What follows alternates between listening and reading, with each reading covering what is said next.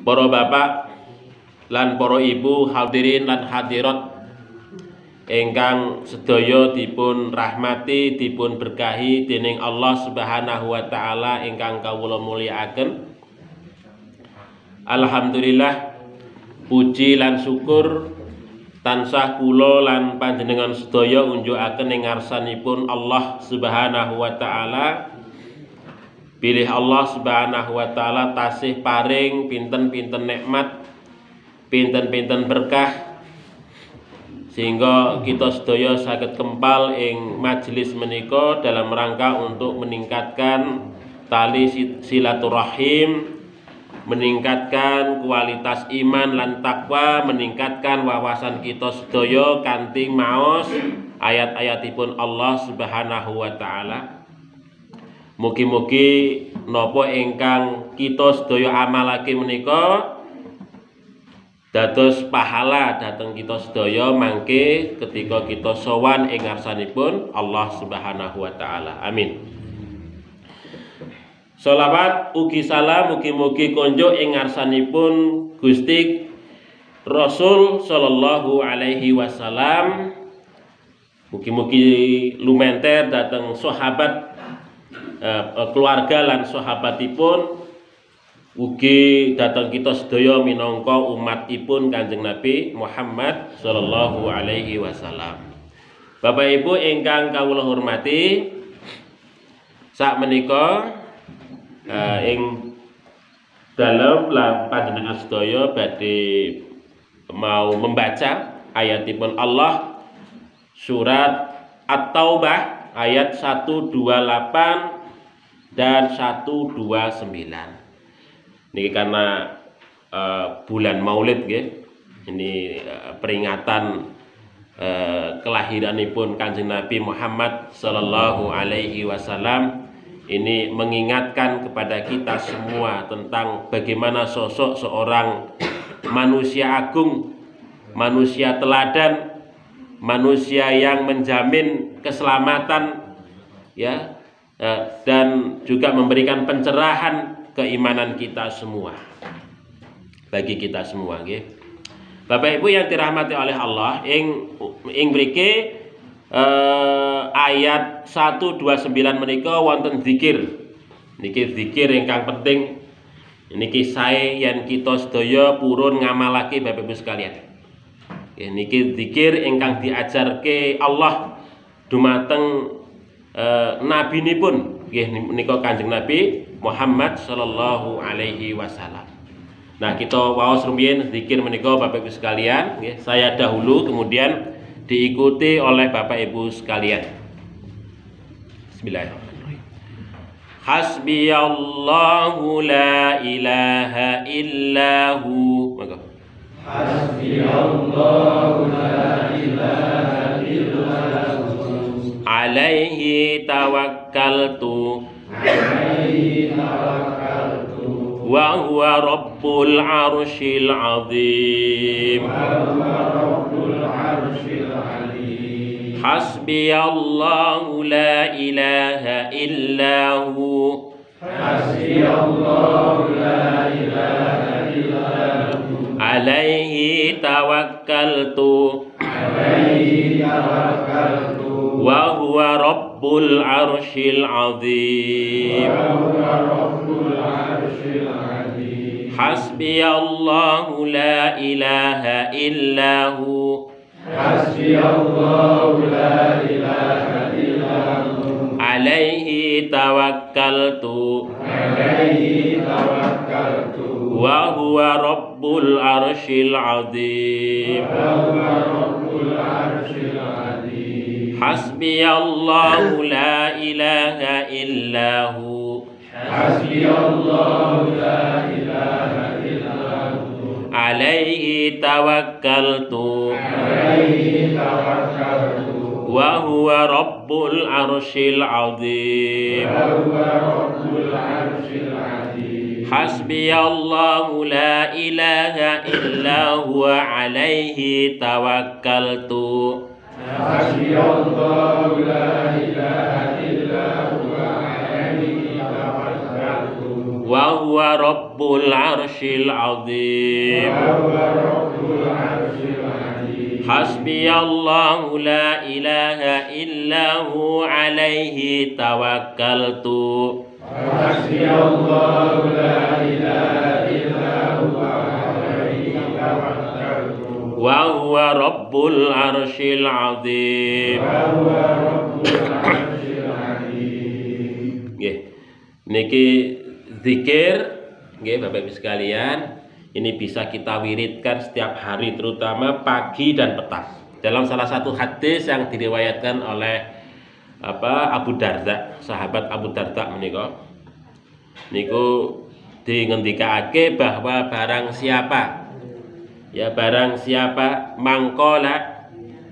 mangkola ida asbaha wa amsa ya hasbiyallahu la ilaha illahu alaihi tawakkaltu wa huwa rabbul arsyil azim kafahullahu ma'ahammah. Jadi barang siapa yang membaca zikir hasbiyallahu la ilaha illallah niki yang kita baca menika pada saat pagi ataupun pada saat sore hari disebutkan sab'a maratin 7 kali ya. Tadi saya lupa. Sab'a maratin sebanyak 7 kali. Kafahullahu ma'ahammah, maka Allah Subhanahu wa taala mencukupkan apa yang ia inginkan. Ini. Terus ini saya kira bagus menikah Bapak Ibu sekalian. Dan ini juga begini Bapak Ibu sekalian, ini zikir ini itu kan diajarkan oleh Allah kepada kanjeng nabinya itu ketika kanjeng Nabi Muhammad Shallallahu Alaihi Wasallam mengalami derita batinipun karena banyak ditolak dakwahipun di sana sini, banyak dibenci oleh orang-orang kafir ya begitu, sehingga kemudian kanjeng Nabi banyak mengalami kesulitan, penderitaan. Maka kemudian Gusti Allah ngajari menika. Fa in tawallau, sekiranya mereka itu menolakmu, sekiranya mereka itu benci kepadamu, sekiranya mereka itu kok gak mau noleh ya ngawruhke marang siramu, seliramu, maka Gusti Allah ngendika fakul ya katakanlah, berdoalah, bermunajatlah apa? Hasbiyallahu la ilaha illahu alaihi tawakkaltu wa huwa rabbul arsyil azim. Ngoten niku Bapak Ibu sekalian. Ini zikir ingkang sae, zikir ingkang penting nggih pada saat mungkin bisa juga setelah kita melaksanakan sholat 5 waktu kita biasakan untuk berzikir menika. Sebelum donga kita wiridkan, kita zikirkan masing-masing 7 kali ya setiap ba'da sholat 5 waktu. Tapi memang anjuran di dalam hadis menika ketika pagi dan petang sore menika. Petang menika bisa habis sholat asyar ataupun habis sholat maghrib. Bapak Ibu yang dirahmati oleh Allah Subhanahu wa taala, ing dalam ayat menika Allah Subhanahu wa taala ngendika dateng kita sedaya. Laqad ja'akum, sungguh telah datang kepada kalian. Kalian itu maksudnya ya termasuk kita menika. Siapa itu? Rasulun, seorang utusan ya. Seseorang yang telah diutus oleh Allah Subhanahu wa taala. Ini maksudipun adalah Kanjeng Nabi Muhammad.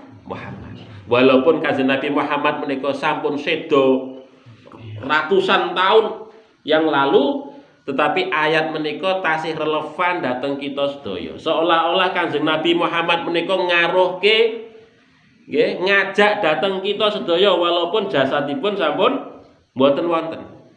Tetapi semangat rohnya itu senantiasa hadir kepada kita untuk mengajak kepada kita semua untuk beriman, bertakwa, ya, netepi syariat-syariatipun Allah Subhanahu wa taala.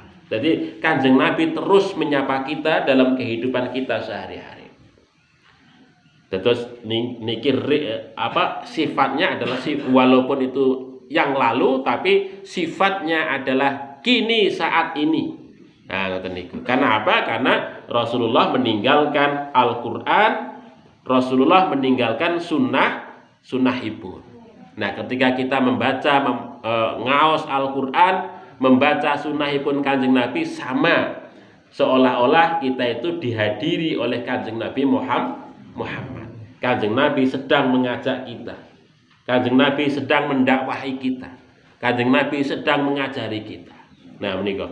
Terus ini Allah Subhanahu wa taala mengutarakan itu bahwa Kanjeng Nabi Muhammad sallallahu alaihi wasallam hadir kepada kita semua. Min anfusikum, ya, min anfusikum dari jenis kalian, ya, maksudnya dari bangsa kalian, ai minal basyari, dari bangsa manusia seperti kalian. Ya. Menurut kalau kita baca tafsiripun, kalau saya baca ini di dalam kitabnya tafsir Imam Al-Mawardi An-Nukat wal Uyun. Niko Imam Al-Mawardi membaca menurut riwayat itu ada dua bacaan. Ada angfasikum, ada angfusikum. Jadi laqad ja'akum rasulun min angfasikum. Saged dibaca ngoten niku. Ada juga bisa dibaca laqad ja'akum rasulun min anfusikum. Pakai dhammah, yang satunya pakai fathah, yang satunya pakai dhammah. Nah, maknanya pun kalau kita baca min anfasikum adalah maksudipun adalah min asrofikum wa afdolikum. Jadi yang telah datang kepada kita menika seorang rasul yang afdolikum, orang yang paling baik di antara kalian. Wa asrofikum, orang yang paling mulia di antara kalian. Dalam hal apa? Nasab mulya. Kanjeng Nabi Muhammad sallallahu alaihi wasallam niku nasabe sampai Kanjeng Nabi Ibrahim jelas mulya. Bukan karena faktor perzinahan, bukan karena faktor apa, tapi mulya. Nah, ngoten niku. Kata Kanjeng Nabi Muhammad sallallahu alaihi wasallam, "Anna min nikahin laisa min sifahin," kata Rasulullah. "Ana min nikahin," aku ini lahir karena proses pernikahan, laisa min sifahin, bukan karena faktor perzinahan.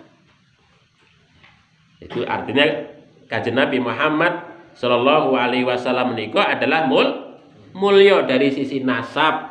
Nasab pun jelas sampai Kanjeng Nabi Ismail, Kanjeng Nabi Ibrahim alaihi salam. Nah, niku. Karena orang-orang Arab itu memang hafal kalau masalah nasab niku hafal gitu Bapak. Kalau saya kan mboten iki panjenengan sedaya nggih mungkin nggih mboten ngertos nasab kita itu sampai mana itu. Nggak ngerti itu. Lah saya tuh tahunya itu cuma sampai kakek saya. Setelah kakek saya itu siapa ya? Saya nyari-nyari nggak ketemu itu. Angel nyarinya itu. Jadi ya kita dulu nggak dibiasakan untuk apa? Untuk ini ya, nguri-nguri nasab, nguri-nguri garis keturunan kita itu siapa, itu nggak dibiasakan. Berbeda dengan halnya dengan orang Arab. Orang Arab menika yang dihafal pertama kalinya adalah nasab, keturunan. Bin sampai berapa keturunan menika. Yaitu. Nggih. Itu.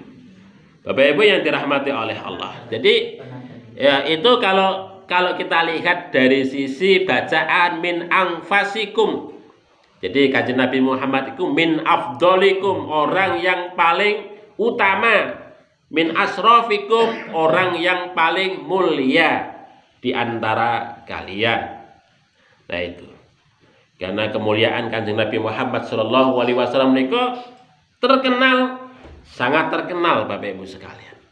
Sangat terkenal di kalangan bangsa Arab niku sebelum diutusnya beliau niku sudah sangat terkenal kemuliaanipun Kanjeng Nabi Muhammad sallallahu alaihi wasallam. Makanya ketika dulu pada saat ontran-ontran perang Fijar, ya, ketika Kanjeng Nabi menikah umur berapa itu? Umur 30-an menika. Itu kan ketika rebutan Ka'bah menika, itu yang dipercaya oleh orang-orang ataupun kabilah-kabilah Arab niku Kanjeng Nabi Muhammad Shallallahu Alaihi Wasallam untuk meletakkan Hajar Aswad menika. Jadi yang lainnya nggak percaya antara satu dengan yang lain menika. Hanya Kanjeng Nabi Muhammad yang engkang dipercaya, yang dipercaya itu.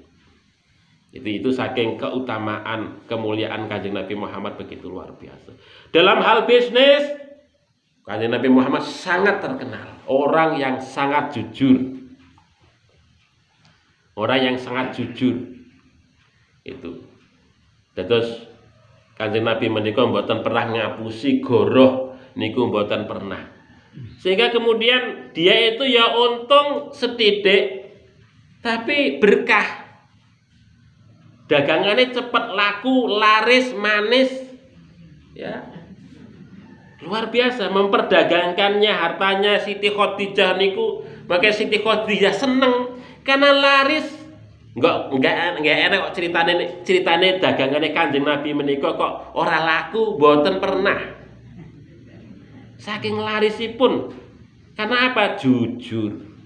Mboten pernah goroh, mboten pernah ngapus, sangat terkenal menika. Bahkan banyak orang yang pengen nitip ibaratipun.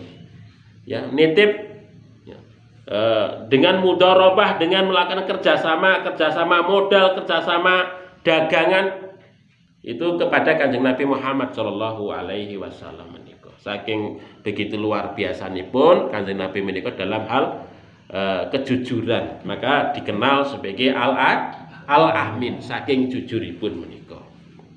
Nah itu Bapak Ibu yang dirahmati oleh Allah. Kemudian juga kata niki diwaos anfusikum. Maksud itu anfusikum itu adalah man artinya minal mu'minina, ya, dari orang-orang mukmin yang tidak melakukan kemusyrikan sama sekali. Nah, menika. Jadi tidak pernah melakukan kemusyrikan, ya, kemusyrikan sama sekali. Jadi Kanjeng Nabi Muhammad Shallallahu Alaihi Wasallam itu berbeda dengan orang-orang Arab yang lain. Dari semenjak kecil sampai dewasa, Kanjeng Nabi Muhammad Shallallahu Alaihi Wasallam menika mboten pernah kok kemudian cedak-cedak kali berhala. Kalau mau pergi, ya ora pernah ngaruhke, gak pernah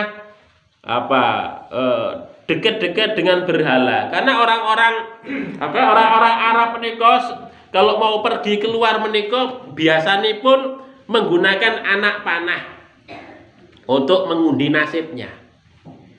Kira-kira saya itu ini mau pergi ke Semarang, kira-kira beruntung ataukah buntung. Diundi kali anak panah jegrek yang dekat berhala. Kalau anak panahnya pas nancep, oh ini untung. Kalau tidak meleset, oh berarti buntung. Ora sida mangkat. Ngoten niku. Jadi kebiasaan orang-orang Arab ngundi nasib ngoten niku. Kanjeng Nabi Muhammad Shallallahu Alaihi Wasallam ketika pergi ke Syam, ke Yaman, pergi ke jauh-jauh menika enggak pernah ngoten niku. Ya. Orang-orang Arab biasa melakukan ngoten niku. Mengundi nasib dulu. Kira-kira dihitung dulu. Wah ini dino apa ini ya? Ahad napa ngoten nggih? Iki aku arep metu ning ke arah utara, ke arah selatan. Kira-kira rezekine iki ning arah utara selatan dihitung. Kira-kira wong Arab iki nggih ngoten niku dulu itu. Kanjeng Nabi Muhammad mboten pernah ngoten niku. Enggak pernah melakukan yang semacam itu, ngundi-ngundi nasib ngoten niku. Nggih. Jadi terpelihara kepercayaan Kanjeng Nabi Muhammad terpelihara. Nggih. Enggak percaya kepada hal-hal yang khurafat yang sifatnya ngoten niku mboten percados Kanjeng Nabi Muhammad Shallallahu Alaihi Wasallam. Terpelihara. Dia enggak pernah melakukan kemusyrikan, kesyirikan sedikit pun, hanya percaya kepada Allah Subhanahu wa taala. Bapak Ibu sekalian.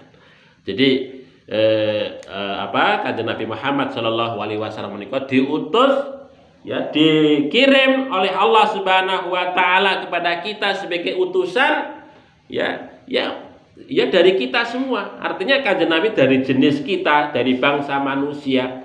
Yang bangsa manusia itu yang mulia, ya. Mulia itu mulia dari sisi nasab, mulia dari sisi akhlak, mulia dari sisi keimanan, terjaga imannya itu dari kesyirikan, dari semenjak kecil sampai dia diangkat menjadi seorang nabi, seorang rasul. Ngoten niku Bapak Ibu sekalian. Kemudian di sini Allah Subhanahu wa taala ngendika azizun alaihi ma anittum.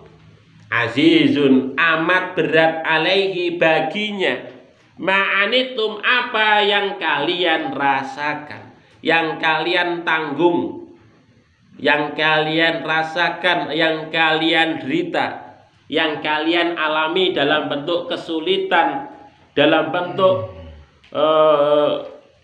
beban, ya, kehidupan. Jadi Kanjeng Nabi Muhammad Shallallahu Alaihi Wasallam itu merasakan betul bagaimana kehidupan umat menika. Terus Kanjeng Nabi Muhammad menika mungkin pun boten berpikir bagaimana tentang kehidupan diri dan keluarga niku boten Bapak Ibu sekalian. Yang kita sedaya menungso niku kan biasa, kita itu punya urusan, punya persoalan, dan kita pasti untuk mencoba menyelesaikan persoalan kita masing-masing untuk diri kita masing-masing. Itu biasa, itu menungso sekali Bapak Ibu sekalian. Itu sifat menungso nggih ngoten niku. Kita punya masalah, kita hadapi masalah itu, kita pecahkan, dan untuk diri kita sendiri. Itu sangat manusiawi, sangat menungso. Tetapi Kanjeng Nabi Muhammad Shallallahu Alaihi Wasallam, watak kenabian itu tidak hanya sekedar berpikir tentang urusan pribadi, boten. Tetapi Kanjeng Nabi Muhammad Shallallahu Alaihi Wasallam itu sudah berpikir dalam konteks ataupun urusan umat. Jadi apa yang dihadapi, apa yang terjadi di umat menika, dia itu merasakan betul. Nah, ngoten niki Bapak Ibu sekalian. Makanya yang kita pengen ngikuti bagaimana watak, karakteristik, karakter, sifat daripada kenabian itu Bapak Ibu sekalian. Nggih, di samping kita juga berpikir tentang urusan kita, kepentingan kita menyelesaikan problem urip kita niku nggih wajar menungso nggih. Kita juga harus berpikir bagaimana tentang kehidupan umat. Bagaimana dakwah ini bisa jalan, umat ini menjadi baik. Itu rupek dalam pikiran kita, itulah karakter sifat kenabian. Nah, kalau kita itu hanya nafsi-nafsi, ngurusi urusan dewek-dewek, urusan dewe-dewe saja, yaitu kita masih menungso, nggih menungso. Sifat manusia itu. Nah, ngoten niku. Karena watak manusia nggih ngoten niku. Tetapi kalau kita itu sudah di samping urusan keluarga, urusan pribadi, tapi juga berpikir tentang kehidupan umat, itulah karakter kenabian. Nah, ngoten niku. Bapak Ibu yang dirahmati oleh Allah Subhanahu wa taala. Oleh sebab itu ya kita mencoba untuk mengadopsi sedikit-sedikit bagaimana karakter kenabian itu dalam kehidupan kita. Ngoten niku. Makanya Kanjeng Nabi Muhammad Shallallahu Alaihi Wasallam dalam melihat konteks kehidupan sosial masyarakat Arab yang begitu luar biasa, tersesat jauh dari hidayah Allah Subhanahu wa taala, terjebak dengan sistem jahiliyah. Kanjeng Nabi Muhammad Shallallahu Alaihi Wasallam itu mengambil jarak secara sosial, bahkan mengasingkan diri dalam rangka untuk kontemplasi, dalam rangka untuk berpikir, dalam rangka untuk berzikir, dalam rangka untuk bermunajat, mengajukan proposal kepada Allah Subhanahu wa taala. Duh Gusti Allah, umat kula, umatku kok ngeten niki. Makanya beliau bertahanus, ya, berkontemplasi, bermunajat, mengajukan proposal datang Allah Subhanahu wa taala terkait dengan situasi dan keadaan umat atau masyarakat Arab pada saat itu yang sudah begitu luar biasa rusaknya. baik dari sistem kepercayaan, iman, ataupun dari sistem sosial yang terbangun pada saat itu. Itu yang terjadi ngoten niku Bapak. Makanya kemudian wahyu yang pertama yang diturunkan oleh Allah kepada Kanjeng Nabi Muhammad, wahyu yang kedua yang diturunkan oleh Kanjeng Nabi Muhammad dulu pernah kita kaji, itu kan surat Al-Alaq. Nggih, napa mboten? Itu wahyu yang pertama. Surat Al-Alaq itu mengajarkan kepada Kanjeng Nabi Muhammad Shallallahu Alaihi Wasallam tentang apa? Literasi, membaca. Surat yang kedua, surat Al-Qalam, diturunkan oleh Allah kepada Kanjeng Nabi Muhammad apa? Tentang menulis, membaca dan menulis. Al-Qalam, surat Al-Qalam. Nun wal qalami wa ma yastur. Itu wahyu yang kedua yang diturunkan oleh Allah kepada Kanjeng Nabi Muhammad Shallallahu Alaihi Wasallam. Apa maknanipun? Apa hikmahnya? Hikmahipun adalah wong jahiliyah. Jahiliyah itu nggak mungkin bisa diatasi. Kebodohan itu nggak mungkin bisa diatasi kalau orang-orangnya itu ora iso maca, ora iso nulis. Wahyu yang diturunkan oleh Allah kepada Kanjeng Nabi Muhammad itu tidak akan mungkin menjadi hidayah, nggak akan mungkin menjadi petunjuk kalau nggak pernah dibaca oleh umatnya, karena bodoh nggak bisa membaca. Makanya perintah surat yang pertama turun dari Allah kepada Kanjeng Nabi Muhammad, Iqra, baca.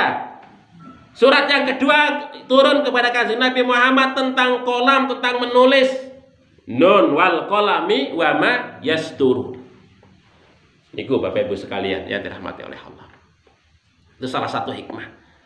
Kebodohan orang-orang Arab itulah yang mengakibatkan mereka terkungkung dalam hal tradisi, terkungkung dalam hal kemusyrikan, ya, terkungkung bagaimana sistem sosial itu sedemikian zalimnya kepada orang-orang yang lemah. Maka itu hanya bisa diatasi kalau orang-orang Arab menika tersadarkan dengan banyak membaca, terutama membaca dari kitab, dari wahyu yang diturunkan oleh Allah kepada Kanjeng Nabi Muhammad menika. Dan itu butuh waktu yang lama Bapak Ibu sekalian. Berproses hampir 23 tahun. Nabi Shallallahu Alaihi Wasallam ngajari masyarakat Arab setahap demi setahap. Dari masyarakat yang tidak dikenal, dari masyarakat yang tidak berperadaban, yang kemudian dari situ kemudian orang-orang Arab menika menjadi dikenal di tengah-tengah peradaban yang lain. Zaman dulu yang namanya orang peradaban Arab, orang enak sing kenal Bapak Ibu sekalian. Ya semuanya masyarakatnya masyarakat nomaden. Ora iso nulis, ora iso maca. Ya kan? Wis. Jadi rodok mbanggelan, rodok angelan, keras kepala. Sidik-sidik nesuan, sidik-sidik perang. Masyarakat Arab ini zaman dulu. Tetapi setelah perubahan yang dilakukan oleh Kanjeng Nabi Muhammad, diajari menika Arab menguasai dunia. Ya, dulu peradaban itu ya peradaban Mesir, peradaban Romawi, peradaban Persia yang ada. Nggak ada kok peradaban Arab. Sebelum Kanjeng Nabi orang enak Bapak Ibu sekalian, nggak ada itu. Yang ada Mesir, Romawi, Persia. Arab boten enten. Karena masyarakatnya begitu. Maka ketika Nabi Muhammad SAW turun mengajarkan perubahan tradisi literasi di lingkungan masyarakat, menulis, moco, peningkatan peradaban di lingkungan masyarakat itu mulai meningkat, akhirnya menguasai dunia. Itu yang terjadi ngoten niku Bapak Ibu sekalian. Dengan membaca, orang-orang Arab menjadi beriman, bertakwa, menjalankan syariat, ya, menemukan berbagai macam pengetahuan, dimotivasi bagaimana orang-orang mukmin, orang-orang beriman itu menguasai berbagai macam lini pengetahuan, yang akhirnya kemudian menjadi penguasa dunia.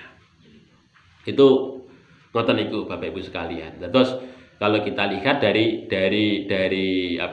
sejarah ngoten niku, concernnya Kanjeng Nabi Muhammad sallallahu alaihi wasallam, prihatinnya Kanjeng Nabi Muhammad sallallahu alaihi wasallam terhadap situasi masyarakat Arab menika. Nah, kemudian kalau kita lihat dalam konteks beban hukum, itu juga Kanjeng Nabi Muhammad sallallahu alaihi wasallam nggih mikir. Nggih mikir bagaimana apakah hukum-hukum yang diturunkan oleh Allah itu nantinya akan membebani umatnya ataukah tidak. Kita ingat Bapak Ibu sekalian, ketika Nabi sallallahu alaihi wasallam ditimbali Allah pada saat Isra Mi'raj, ya. Wonten hadiratipun Allah Subhanahu wa taala untuk menerima wahyu, yaitu melaksanakan sholat lima waktu.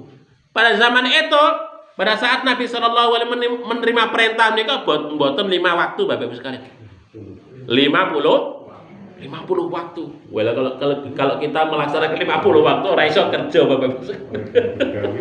Ora bisa megawe. Sehari semalam 50 waktu.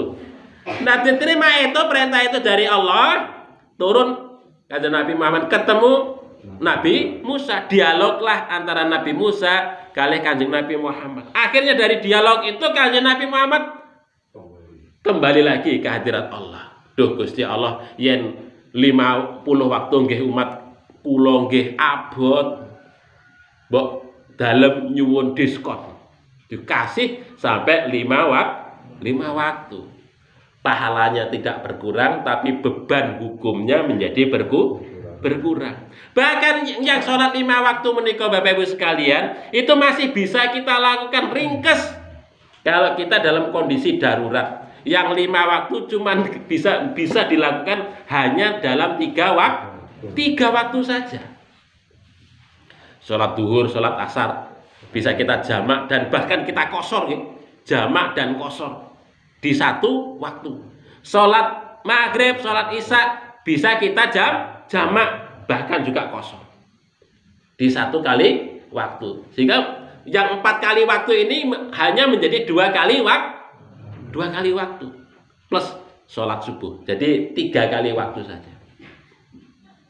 Itu karena apa? Karena Nabi Shallallahu Alaihi Wasallam mikir kalau kewajiban iyo abot ngoten niku, maka Kanjeng Nabi nggih ndonga ngajukan proposal kali Gusti Allah Subhanahu wa taala terhadap berbagai macam beban yang dibebankan oleh Allah kepada umat menika.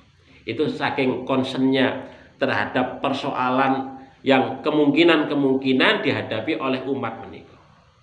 Ini Bapak Ibu yang dirahmati oleh Allah Subhanahu wa taala. Kemudian yang kedua, harisun alaikum.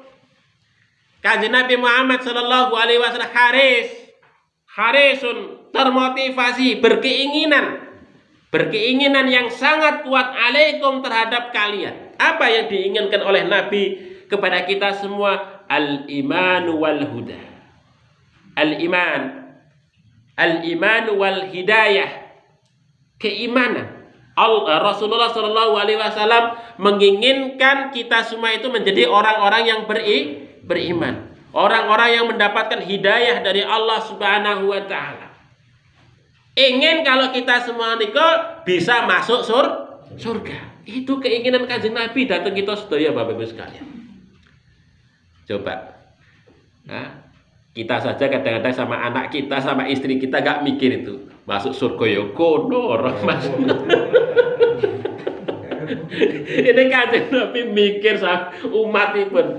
Pengen umat niku masuk surga. Ya, tidak sekedar keinginan saja Bapak Ibu sekalian.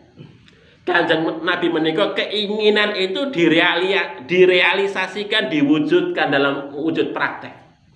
Kanjeng Nabi melakukan dakwah. Kanjeng Nabi melakukan uswah kepada umatnya. Dakwah dilakukan oleh Kanjeng Nabi secara terus-menerus. Dengan harta, dengan nyawa yang dia berikan dalam rangka untuk mengislamkan, dalam rangka untuk menjadikan orang-orang kita semua menika menjadi orang-orang yang beriman. Kanjeng Nabi mboten kok leha-leha duduk di atas dipan kursi mulya di Menara Gading, datang orang disembah-sembah, mboten ngoten Kanjeng Nabi Muhammad menika. Tidak begitu. Nabi Muhammad berjuang dengan hartanya. Dulu pada saat di Mekah menikah, Kanjeng Nabi Muhammad itu kaya raya, Bapak Ibu sekalian. Istrinya sugih, saudagar luar biasa, disegani saking kayanya. Siti Khadijah menikah. Hartanipun niku entek habis untuk dakwah. Hartanipun Kanjeng Nabi niku habis, harta istrinya juga habis untuk dakwah, untuk menyelamatkan umat manusia dari kesesatan. Ini bukan main-main menikah Bapak Ibu. Makanya ketika Kanjeng Nabi Muhammad SAW meninggal dunia niku tidak meninggalkan apa-apa. Yang ditinggalkan oleh Kanjeng Nabi itu cuman kamar kecil itu loh. Rumah kecil, dipan. Kanjeng Nabi nggak pernah meninggalkan harta untuk anak-anaknya. Kenapa? Hartanya itu habis digunakan dalam rangka untuk dakwah, dalam rangka untuk berjuang, dalam rangka untuk menyelamatkan umat manusia. Supaya bagaimana umat manusia itu menjadi orang-orang yang beriman, nggak berpikir dia itu ngumpul ke harta, ke anakku nduk ning kono ke omah ya nggo nduk len nang kono kae tanah. Mboten. Kalau kita kan ngoten niku nggih, Bapak Ibu. Ya itu sih memang menungso nggih ngoten niku. Nggih. Jenengane menungso. Ya wajar namanya manusia. Tapi Kanjeng Nabi tidak ngoten niku, Bapak Ibu sekalian. Tidak sudah melampaui kebutuhan keluarga, ya, kebutuhan dirinya sendiri sudah dia lampaui. Sudah tidak dia pikirkan lagi, tetapi memikirkan tentang kehidupan ummah. Nah, ngoten niku Bapak Ibu sekalian. Itu concernnya ya. Makanya kalau kita boten sholawat ya rasa-rasane kok ya kebangetan nih. Kita rajin-rajin bersolawat kali Kanjeng Nabi Muhammad.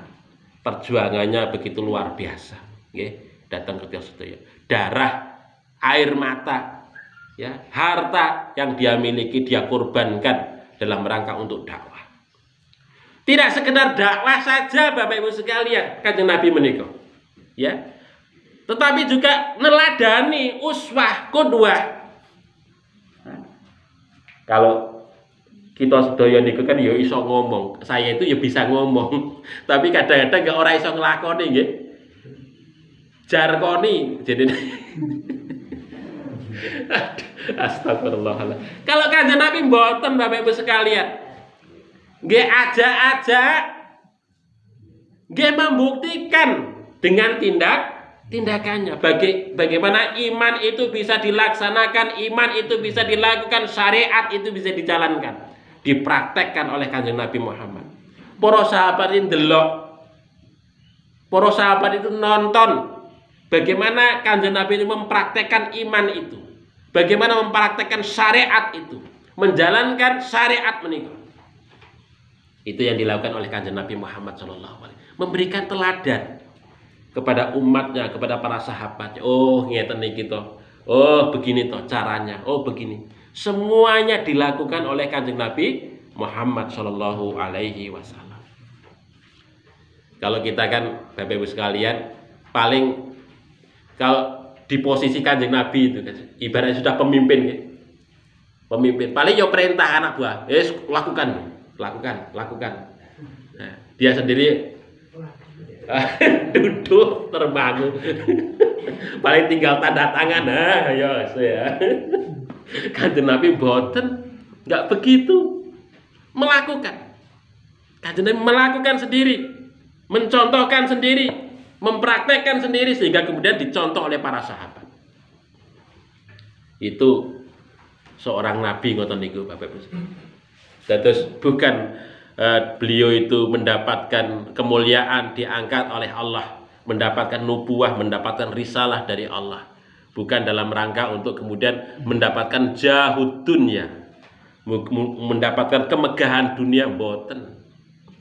Justru kemegahan dunia yang ia miliki dia gunakan dalam rangka untuk berjuang menyelamatkan umat dari kesesatan, ya, mencerahkan umat dengan keimanan dan hidayah. Nah, menika yang dilakukan oleh Kanjeng Nabi Muhammad SAW. Mengapa Kanjeng Nabi Muhammad Shallallahu Alaihi Wasallam menginginkan iman kepada kita semua? Ya karena dengan iman itulah yang kemudian bisa menyelamatkan kita. Karena dengan iman itulah yang kemudian bisa menyelamatkan kita baik dunia maupun akhirat. Dengan iman pada saat hidup di dunia hati manusia itu menjadi penuh rahmah, kebak rahmat, kasih sayang, saling menyayangi antara satu dengan yang lain. Ya. Tetapi kalau kalau kekufuran yang ada di dalam diri manusia itu, hati manusia itu penuh dengan laknat. Jadi yang dipikirkan itu musuh saja. Orang lain pikirannya musuh saja. Itu kenapa? Di dalam hatinya penuh laknat. Tetapi bagi orang yang beriman, ketika hati ini penuh iman, maka yang difikirkan, yang dilihat oleh wajah-wajah manusia menikah adalah rahmat, rahmat, rahmat, rahmat. Menyayangi, mengasihi, memberi, berbagi. Yang difikirkan ngoten niku. Oleh sebab itu maka kalau hati menikah iman, Bapak Ibu sekalian, itu kaum muslimin itu luar biasa. Itu yang dilakukan oleh Rasulullah. Dengan iman menikah sahabat-sahabat yang keras, hatinya menjadi lunak. Umar ibn al-Khattab radhiyallahu an sebelum iman menikah, sebelum masuk Islam itu kerasnya luar biasa, bengisnya luar biasa. Mungkin banditnya bandit orang Quraisy. Niku Umar ibn al-Khattab ditakuti. Siapa yang nggak takut sama Umar? Wedi kabeh. Ya. Kalau sudah ada Umar takut semua. Itu. Tetapi ketika dia itu beriman kepada Allah Subhanahu wa taala, hati yang keras menikah menjadi lunak. Ya. Menjadi lutfah, menjadi rahmah. Ya. Jadi itu yang terjadi, dan sahabat-sahabat yang lain juga merasakan yang demikian itu. Itu yang terjadi di lingkungan para sahabat ngoten niku Bapak Ibu sekalian. Tetapi sayangnya watak ngoten niku bagi kita saat ini rada angel. Kita itu yang terjadi itu kan saling curiga dengan saudara-saudara kita sesama kaum muslimin. Saling memusuhi antara sesama orang-orang Islam. Ya, itu yang terjadi di antara kita. Padahal Kanjeng Nabi itu kan menyatukan. Ya. Jadi orang-orang muslim itu saling tarahum, saling menyayangi. Tawaddu, saling mengasihi di antara satu dengan yang lain. Makanya dulu orang-orang Arab itu senang perang, senang konflik. Dengan iman mereka disatukan. Nah, tapi sebaliknya sekarang kan gak ngoten niku nggih. Di mana-mana perang, ya, teror, malah mengatasnamakan nopo? Agama. Itu kan aneh. Ya, bedili saudara-saudaranya sendiri, nembaki saudara-saudaranya sendiri. Saudaranya sendiri itu orang yang sama-sama iman. La ilaha illallah Muhammadur Rasulullah. Itu yang terjadi saat ini. Jadi mungkin iman itu hanya sebatas kerongkongan, tidak masuk ke dalam hati. Sehingga kemudian iman itu tidak menumbuhkan persaudaraan, iman tidak menumbuhkan rahmat, kasih sayang. Sehingga kemudian keberkahan Allah Subhanahu wa taala itu hilang di lingkungan kaum muslimin itu karena rahmat nggak ada di dalam hati kita. Iman tidak membawa rahmat. Padahal Bapak Ibu sekalian, di dalam salah satu setunggalipun ayat menika di dalam surat Al-A'raf itu kan jelas Gusti Allah itu ngendika. Ayat 96 menika, "Lau anna ahlal qura amanu wattaqau lafatahna 'alaihim barakatim minas sama." Lau anna ahlal qura, sekiranya penduduk negeri itu amanu, beriman, wattaqau, bertakwa, kata Allah, lafatahna alaihim barakatim minas sama, sungguh kami Allah akan membukakan berkah untuk mereka minas sama yang turun dari langit. Itu kalau iman menika masuk di dalam hati, iman menika menjadi rahmat bagi kita semua. Allah nurunkan berkah menika datang kita sedaya Bapak Ibu sekalian. Nah ini, ya mudah-mudahan kita bisa melakukan apa yang dilakukan oleh Kanjeng Nabi nggih Bapak Ibu sekalian nggih. Jadi iman yang kita miliki justru harus di dalam hati menika penuh rahmat, menyayangi, mengasihi, menghormati di antara kita sebagai orang-orang mukmin, di antara kita orang-orang yang beriman menika. Nah itu. Bapak Ibu yang dirahmati oleh Allah. Kemudian yang ketiga. Yang ketiga, bil mu'minina raufur rahim. Kanjeng Nabi Muhammad sallallahu alaihi wasallam bil mu'minina raufur rahim, terhadap orang-orang mukmin, terhadap orang-orang yang beriman menika rauf, memiliki sifat rauf. Ya. Belas kasih. Ya. Rahim, ya kasih sayang. Sifat lembut dan sifat belas asih menika. Niku Kanjeng Nabi Muhammad sallallahu alaihi wasallam. Sayangipun Kanjeng Nabi Muhammad datang kita sedaya luar biasa. Sebelum wafatipun Kanjeng Nabi Muhammad itu memanggil kepada kita ummati, ummati. Wasiat datang kita sedaya. Wahai umatku, wahai umatku. Bahkan kepada orang-orang yang belum iman saja, Kanjeng Nabi juga sayang kepada mereka. Sayangnya Kanjeng Nabi Muhammad SAW menginginkan mereka itu beriman untuk bisa selamat dari siksanya Allah Subhanahu wa Ta'ala. Bapak Ibu yang dirahmati oleh Allah, ada satu cerita. Ya. Ketika Kanjeng Nabi Muhammad SAW dakwah, ketika dakwah wonten Mekah, penolakan di mana-mana terjadi, permusuhan di mana-mana terjadi. Bahkan Kanjeng Nabi Muhammad SAW diboikot, pernah diboikot. Ya.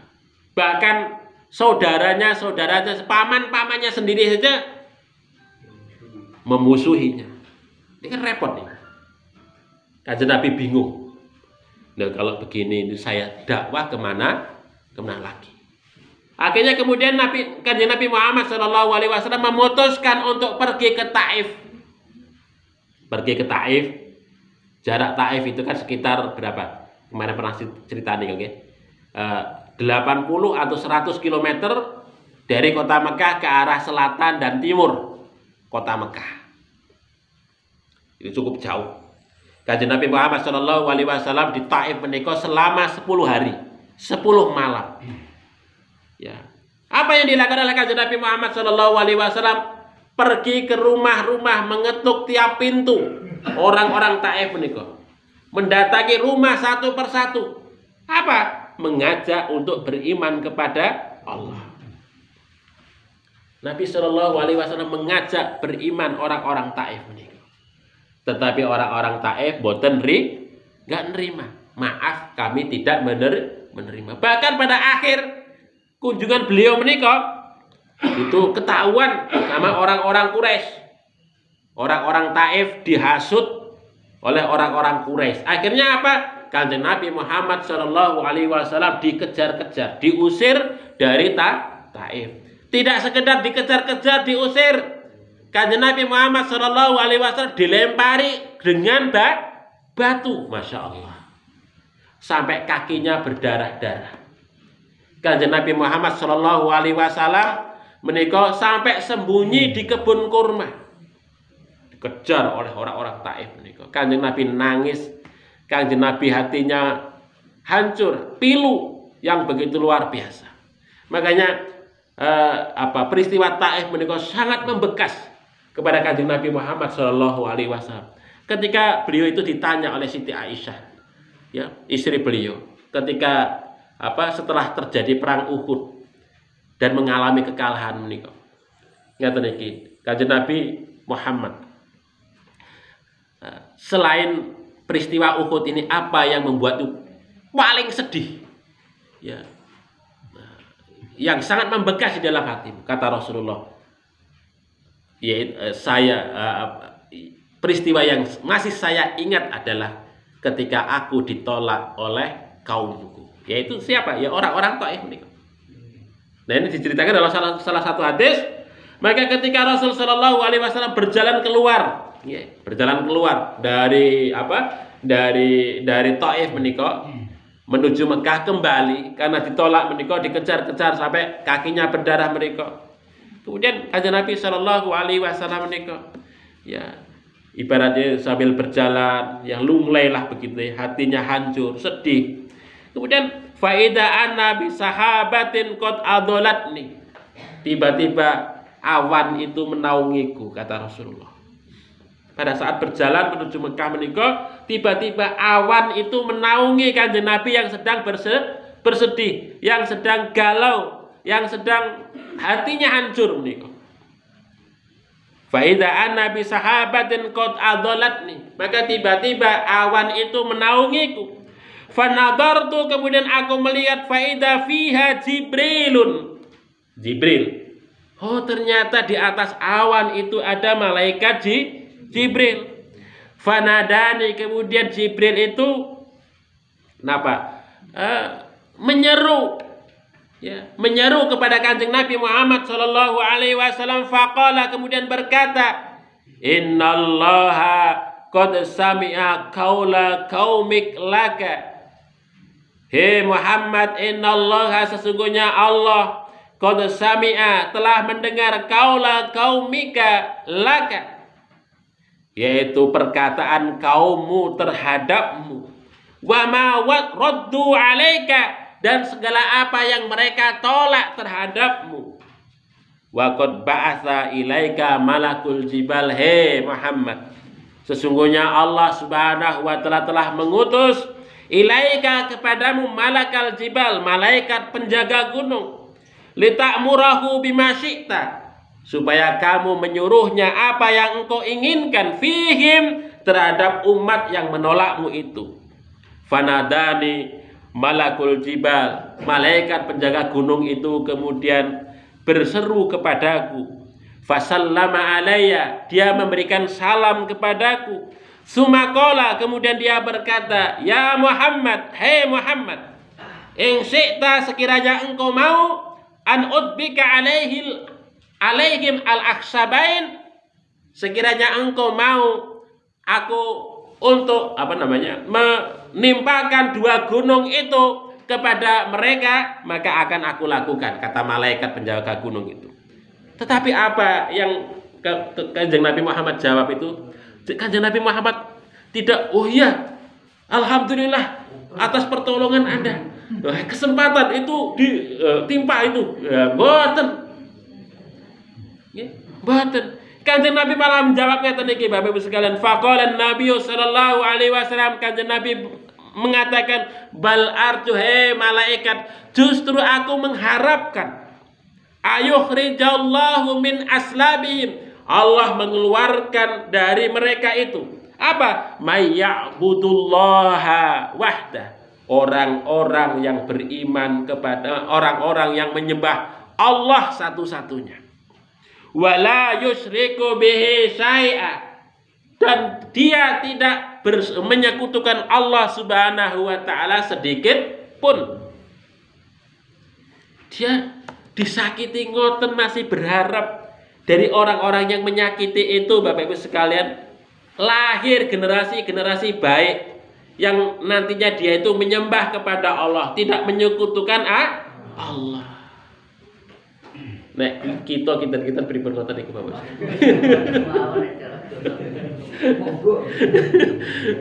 disakiti sithik aja malah diantem kerikil, yang kita keluarkan batu gede. Aduh, ya Allah, ya Rabbal Alamin. Itu kanjeng Nabi Muhammad sallallahu alaihi wasallam, itu welas asihnya kepada orang-orang yang tidak beriman. Ya. Dia nyakiti dia, orang-orang Taif menyakiti, tetapi dijawab dengan doa, dengan harapan kepada Allah Subhanahu wa taala. Niku karakteripun Kanjeng Nabi Muhammad sallallahu alaihi wasallam ngoten niku Bapak Ibu sekalian. Masya Allah, itu akhlak yang begitu mulianya, ya. Begitu agungnya itu. Ya. Itu luar biasa, ya. Manusia yang betul-betul menjadi teladan bagi kehidupan kita. Oleh sebab itu kita rajin-rajin sholawat, Bapak Ibu. Allahumma sholli ala Muhammad wa ali Muhammad kama sholaita ala Ibrahim wa ali Ibrahim wa barik ala Muhammad wa ali Muhammad kama barakta ala Ibrahim wa ala Ibrahim innaka Hamidum Majid. Kita ngoten Bapak Ibu yang saya sampaikan, dan ini yang zikir tadi mohon itu diwiridkan, dibaca ya pada pagi dan sore Bapak Ibu sekalian. Insya Allah hati yang gondok, hati yang susah, hati yang sedih, ya kita mengalami penderitaan, sakit dan sebagainya, insya Allah dengan membaca hasbiyallahu la ilaha illahu alaihi tawakkaltu wa huwa rabbul arsyil azim, Allah paring kelapangan datang kita sedaya. Mungkin begitu yang saya sampaikan, ada kesalahan mohon maaf. Billahi taufiq wal hidayah. Assalamualaikum warahmatullahi wabarakatuh.